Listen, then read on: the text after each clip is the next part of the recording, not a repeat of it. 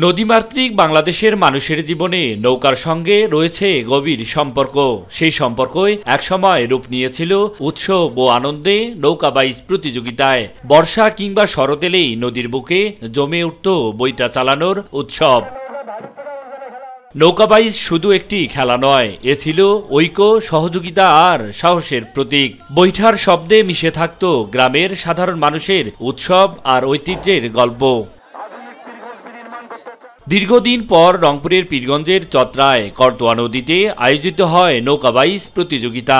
উৎসবমুখর পরিবেশে নদীর দুই পাড়ে ভিড় জমায় হাজারো দর্শনার্থী। আর এমন আয়োজনে অংশ নিতে পেরে খুশি নৌকা বাইচে অংশগ্রহণকারীরা।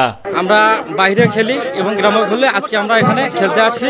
গত 5 বছরও খেলছি এই নয়নমণি বাইদেল দিয়ে, এখনো খেলতেছি। গ্রাম বাংলার ঐতিহ্যগুলোকে তুলে ধরা উচিত। ইতিমধ্যে দেখা গেছে এই খেলাটি কিন্তু বিলুপ্তির পথে, আমাদের উচিত এই খেলাকে টিকিয়ে রাখা। নদী ভরাট, জলবায়ু পরিবর্তন আর নতুন প্রজন্মের আগ্রহ কমে যাওয়া সব মিলিয়ে হারিয়ে যাচ্ছে নৌকা বাইচের ঐতিহ্য।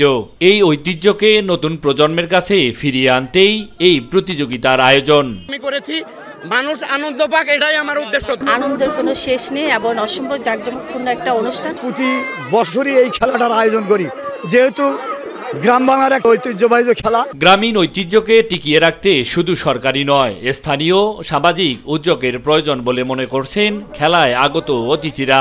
এই প্রতিযোগিতা মানুষগুলো জীবন সংগ্রামী মানুষের পাশে দাঁড়ানো, তাদের মনে এবং প্রাণের মধ্যে উচ্ছ্বাস জাগানোই এটা হলো মূল খেলা। সে খেলা যেন আর হারিয়ে না যায়। গ্রাম বাংলার হারিয়ে যেতে বসা ঐতিহ্যবাহী প্রাচীনতম খেলা নৌকা বাইচ খেলা। এই খেলাটি দেখতে এসেছেন দূর দূরান্ত থেকে হাজারো দর্শনার্থীরা। প্রত্যেক বছরেই এমন খেলাগুলো আয়োজন করা হোক, এমনটাই প্রত্যাশা খেলা দেখতে আসা দর্শনার্থীদের। মাহমুদুল হাসান, মাই টিভি, রংপুর।